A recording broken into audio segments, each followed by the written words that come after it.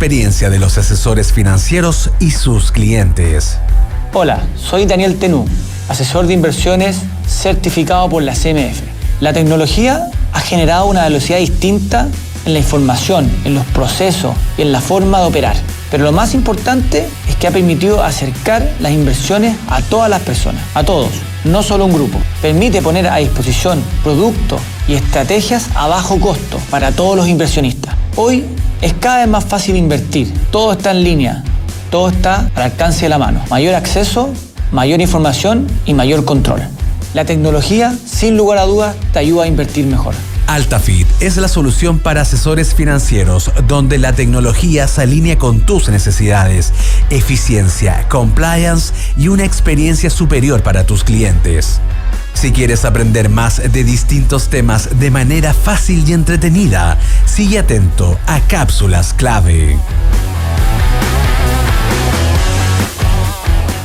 Escuchas Clave Morse. ¿Estás buscando una nueva administración para tu edificio? Entra a administradoreschile.cl, la base de datos de administradores de edificios y condominios más grande a lo largo de Chile, capacitados con el uso de la plataforma para administradores Comunidad Feliz y con conocimientos de la nueva ley de copropiedad 21.442.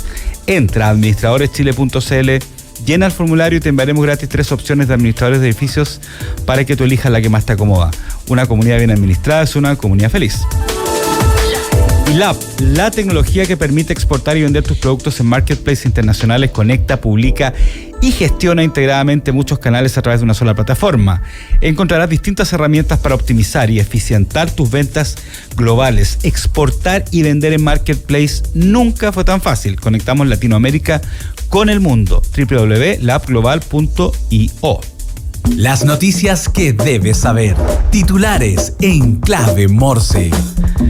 En el ámbito nacional, el Servicio de Impuestos Internos anunció la fiscalización de 675 contribuyentes con activos en el exterior por un total de 19 billones de pesos, o sea, 19.000 millones, tras recaudar solo 94 millones de dólares. En el reciente programa de repatriación de capitales equivalente al 15,6% de lo proyectado. Según señaló el director del Servicio de Impuesto Interno, Javier Echeverry, a la tercera, la revisión podría confirmar el cumplimiento tributario de estos contribuyentes utilizando convenios en intercambio de información internacional. Recordemos que este es todo un plan, ¿no es cierto?, que tiene el Servicio de Impuesto Interno. Uno de ellos es la repatriación de capitales y solo logró el 15,6% de lo que se esperaba. Así que después de estos resultados, el servicio anunció esta fiscalización de 675 contribuyentes con activos en el exterior. En otro ámbito de cosas, el Tribunal de la Defensa de la Libre Competencia, el TDLC, respaldó la licitación de frecuencias aéreas para la ruta Santiago-Lima realizada en 2023, indicando que se ajustó a la normativa vigente y no infringió la ley antimonopolios. JetSmart, que no obtuvo frecuencias y perdió 9 previas, criticó el proceso por favorecer a actores dominantes como LATAM y Sky. La Junta de Aeronáutica Civil destacó la transparencia y equidad del concurso, pese a las acusaciones de la aerolínea sobre supuestas inequidades en el mercado. Y en otro ámbito de la noticia, las acciones de Nvidia y AMD cayeron 3,17% y 0,97% respectivamente tras las nuevas restricciones propuestas por la Casa Blanca sobre exportaciones de chips de inteligencia artificial. Estas normas buscan limitar el acceso a tecnología avanzada para países fuera de los aliados clave de Estados Unidos, argumentando seguridad nacional. Nvidia, que fue la gran estrella del 2024 en la bolsa de Nueva York, criticó estas medidas por ser burocráticas, según ellos mismos anunciaron en un comunicado de prensa, y perjudiciales para el liderazgo tecnológico estadounidense. Eso con respecto a lo que pasa con Nvidia, AMD, la primera, digamos, uno de los símbolos, ¿no es cierto?, no solamente del éxito de las acciones en el 2024, sino también un símbolo de cómo la inteligencia artificial, con el apellido también podríamos decir generativa, ha entrado fuertemente al mundo en los últimos 2-3 años. Bueno, y ya estamos en el estudio de Radio La Clave, en nuestro espacio de sostenibilidad de los días martes en Clave Morse, con Zdenka Astudillo, directora de Sistema B. Zdenka, ¿cómo estás? Muy bien, Daniel. ¿Sí? Martes nuevamente aquí. Martes nuevamente. Ya estamos entrando en el 2025, ¿no es cierto? Sí, demasiado rápido, ¿no? Demasiado rápido, con los calores que han habido en Santiago, esperando también la llegada de Donald Trump justo en menos de una semana. Va a estar, y eso va a cambiar un montón las cosas. Vamos a ver qué va a pasar en todo el mundo. Pero aquí en Chile, vámonos a lo concreto. Vamos a hablar de eso en un martes más adelante. ¿Sí? Sí, por supuesto, porque también eso genera movimientos tectónicos. Claro, porque recordemos que, vamos a hablarlo más adelante, pero recordemos que Donald Trump también ha sido un negacionista del cambio climático. Vamos a ver hasta cuándo ese negacionismo también es un poco marketing y un poco verdad. Sí. Pero recordemos que por lo menos en el Acuerdo de París él fue uno de los primeros que se negó claro, se salió, ¿cierto? O sea, se salió, pero no lo confirmó cuando había que firmar. ¿Cuándo? Claro. Pero es un tema para otra ocasión. ¿De qué vamos a hablar hoy día en sostenibilidad en este espacio? Bueno, mira, hoy día traigo un tema que me encantaría poder desarrollar y avanzar, porque así también, como no necesariamente hay negacionismo en todos lados, sino que también a veces se les exige mucho a estas empresas con propósito. Y se les exige tal vez más de la cuenta.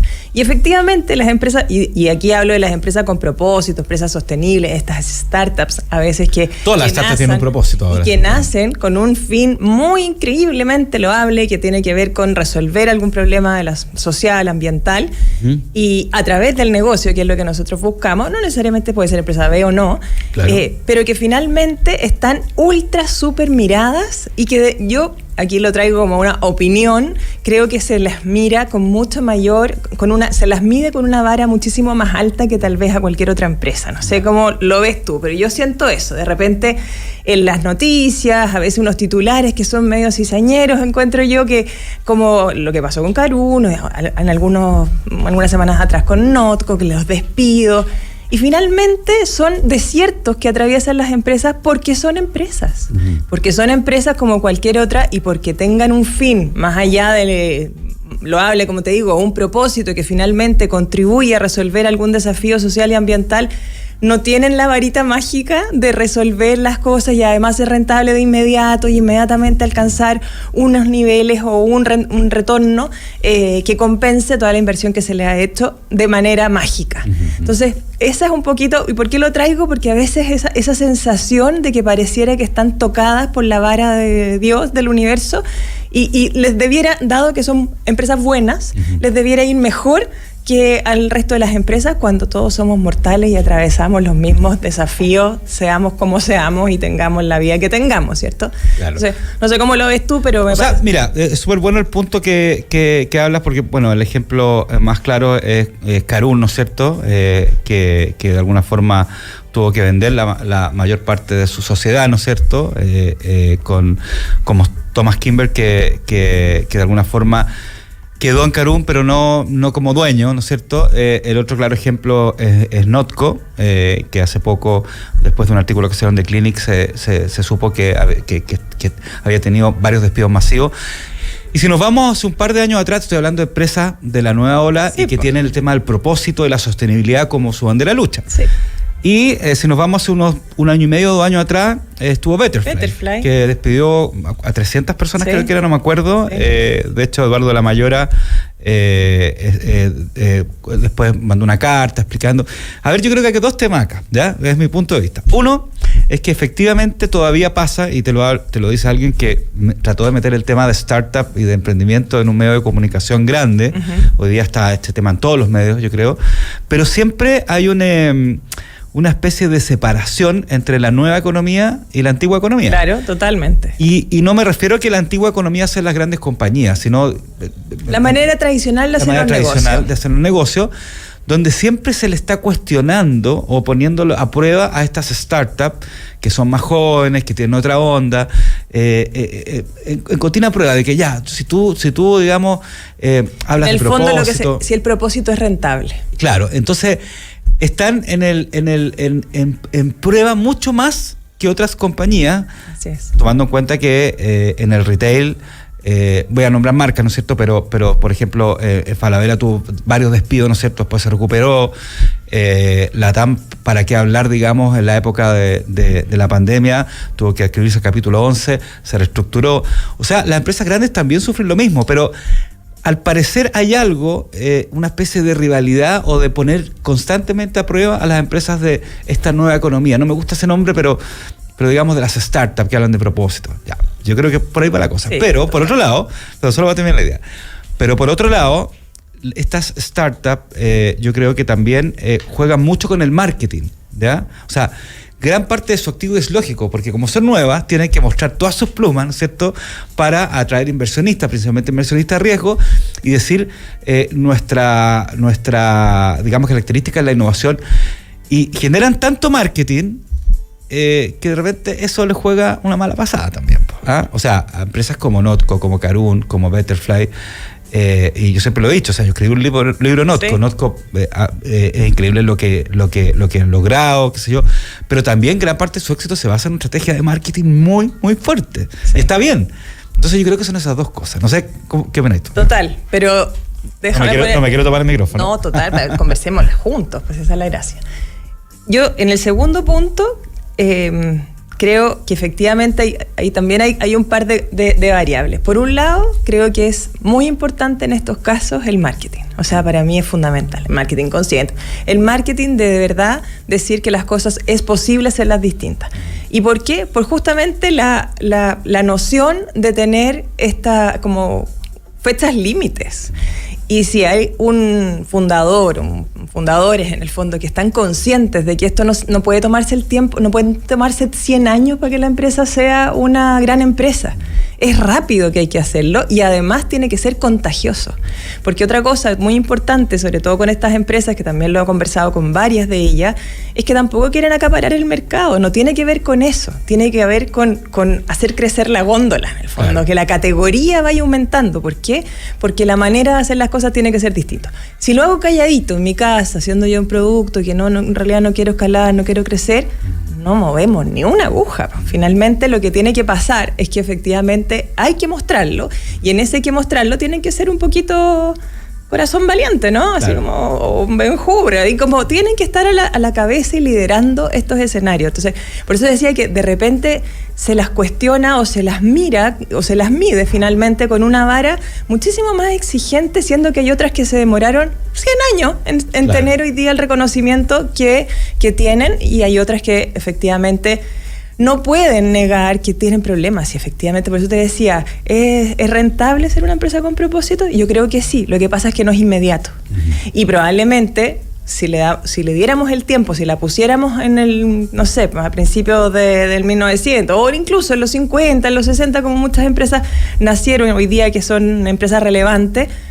probablemente también estarían haciendo de la misma manera, porque además sus líderes, los fundadores, los que están llevando y movilizando esto, tienen una fuerza, tienen una inteligencia, una visión que es muy distintiva, y eso también tiene que ser reconocido. Entonces, ahí es donde me encantaría que fuéramos mucho más, no condescendientes, claro, pero no necesariamente como tan talibanes en el fondo, en la mirada que se les hace hacia esta empresa.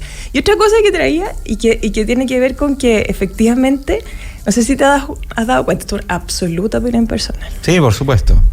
No sé si yo siempre hago el paralelo de las empresas hoy día con las personas, en el fondo cómo estamos mutando también, así como el ciclo de vida de las personas. Claro. Estas empresas startups son como adolescentes, en el fondo, que tienen ganas, que son avesados, que tienen ganas de tirarse por el acantilado nomás, y sin mirar un poco el riesgo y todas esas, claro, como esas reparos, o a veces mirar en todos los sentidos, sino que vamos para adelante nomás, pues, y después uno se da cuenta, y mientras vas madurando, vas creciendo, que en verdad debería haber sido más cauteloso, y poder tomar decisiones de una manera distinta. Es un poco lo mismo en el fondo, cuando uno va creciendo y va avanzando en la edad, uno dice, Tal vez no lo habría hecho de la misma manera, pero si no lo hubieses hecho de esa manera, capaz que no hubieras tenido hoy día los resultados que estás teniendo. Entonces, también en ese paralelo con la vida, y lo mismo en los tiempos, porque hoy día los adolescentes son muy distintos a como nosotros éramos adolescentes. Te preguntábamos todo, o sea, imposible hacer algo como que tu papá no te dejara, porque uno tenía más susto. Ahora, anda que te pregunten, o sea, lo hacen nomás y listo. Ahora yo siento esa misma como pasión, garra, ganas de comerse el mundo de estos empresarios, de estos finalmente emprendedores que tienen esa fuerza y que efectivamente están generando impacto. Y ahí es donde traía este otro punto, que estas empresas que efectivamente están haciendo las cosas distintas, que efectivamente pasan por los desiertos que pasa cualquier empresa, que toman decisiones que a veces afectan su rentabilidad, o que crecen, logran tener mucha inversión, pero finalmente no logran todavía rentabilizar y vender suficiente, buscando estas diferentes maneras. Cuando dicen, bueno, entonces, ¿qué hace esta empresa? Bueno, esta empresa está generando impacto, y están generando un impacto muy importante, y que ahí es donde yo quisiera que a lo mejor pudiéramos poner el punto. ¿A qué te refieres con impacto? Para entenderlo bien, o sea, yo no entiendo el concepto, pero tratemos de glosar ese concepto. Sí, yo creo que y está muy bien que me lo preguntes, porque también he escuchado muchas veces que en general el impacto, economía tradicional, es como impacto negativo. Claro, sí, después vamos a ir lo mismo con el propósito, pero... Yo hablo siempre de impacto desde lo positivo, sí, pero está bueno que hagamos ese punto. Impacto positivo, es decir, por cada producto que ponen en el mercado, por cada forma en la que están generando el negocio, o sea, en el cómo lo hacen también importa mucho, porque están reduciendo huella de carbono, están generando empleos de alguna manera, independiente que tengan que pasar por estos despidos muchas veces, más conscientes, mucho más cuidadosos en el fondo en ese sentido.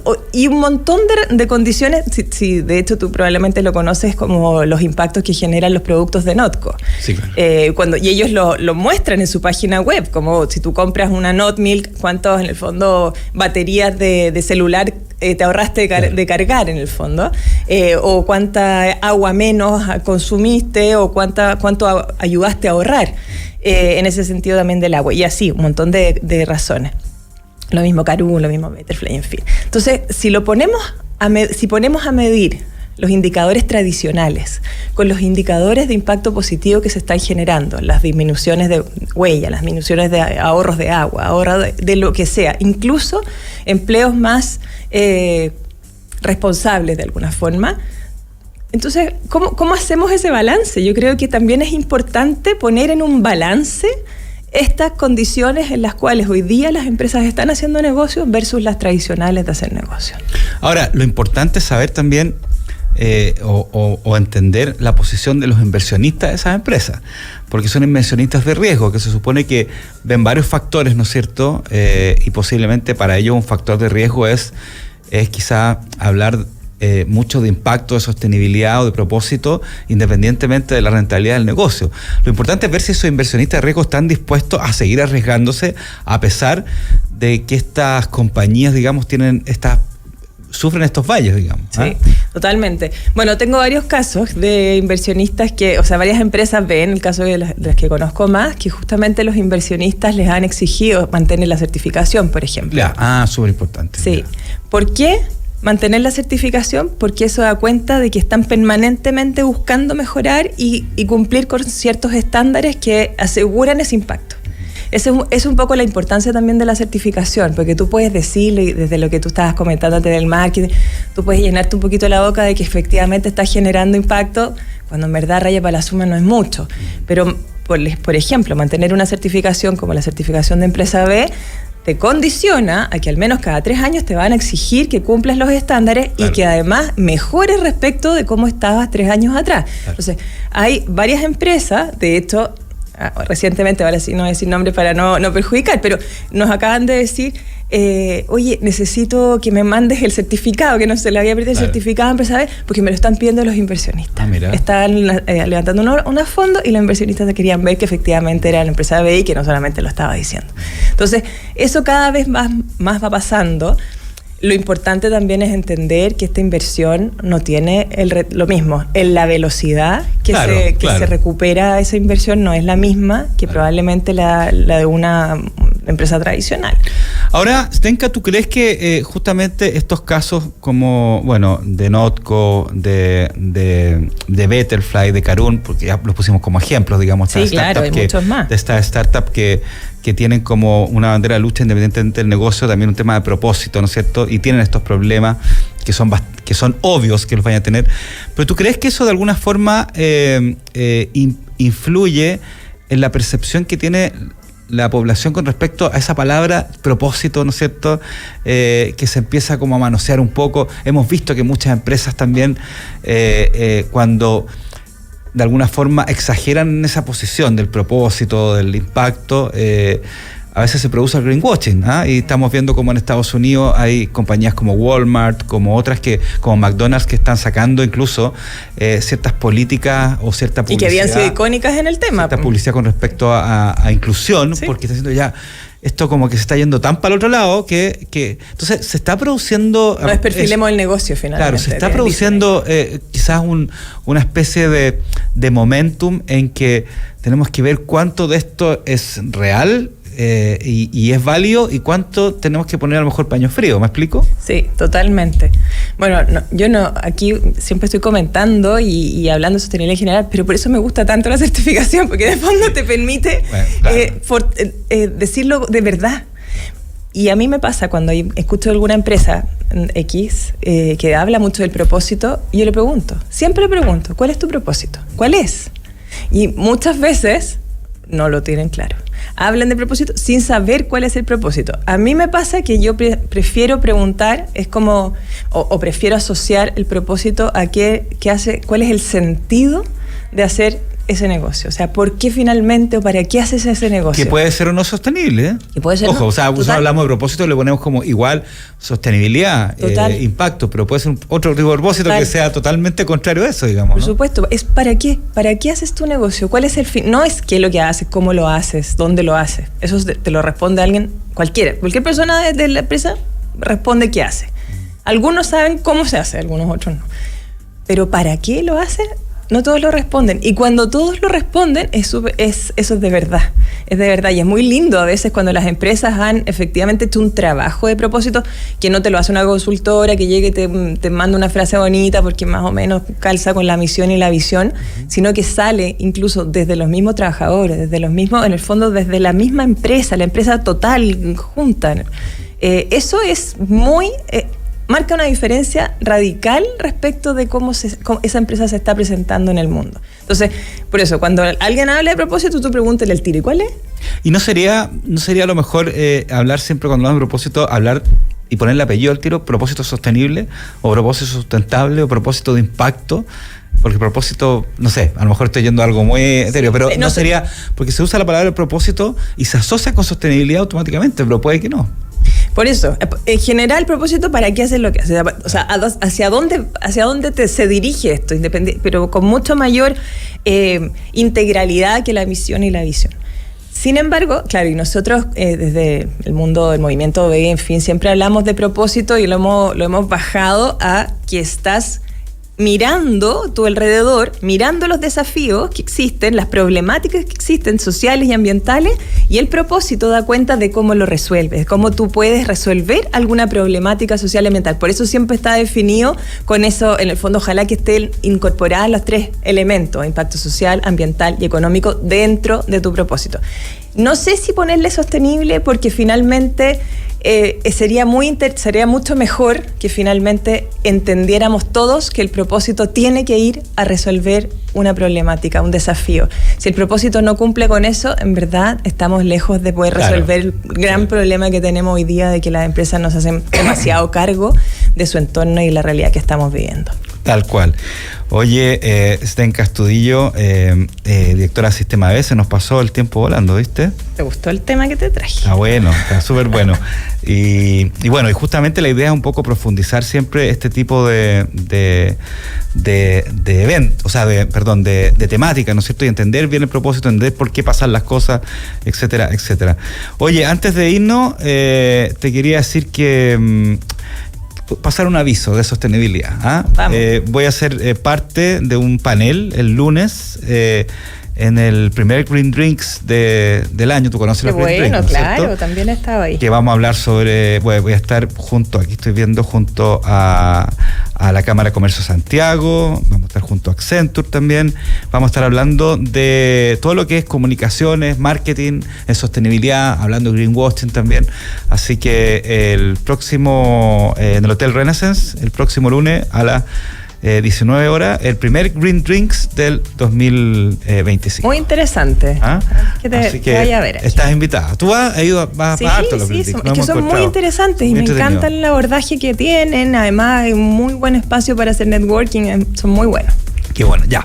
Oye, bueno, te agradezco mucho acompañarnos en este espacio de sostenibilidad de los días martes. Y nada, pues nos vemos el próximo martes, ¿no es cierto? ¿No? Puede ser. Bueno, pero vamos a estar con sistema B de alguna forma. Sí, de todas ¿Vacaciones maneras. ¿Cuándo? En febrero. Ahí febrero, sí. Ahí vamos a tener que armar la malla porque no sé cómo lo vamos a hacer en febrero, pero es lo que pasa siempre. Oye, te invito a ti y a todos los que están siguiendo la radio La Clave que se queden en línea, se queden en sintonía, se queden en YouTube, porque viene Emprender es Clave en unos minutos más, este espacio de 2 horas donde hablamos de emprendimiento, de startup, de scale-up, etcétera, etcétera. Y los invito a revivir todos los capítulos de Clave Morse de lunes a viernes entre las 9 y 10 de la mañana a través de la 92.9 FM. Un abrazo. Chau, chau. Chau, chau. Comunidad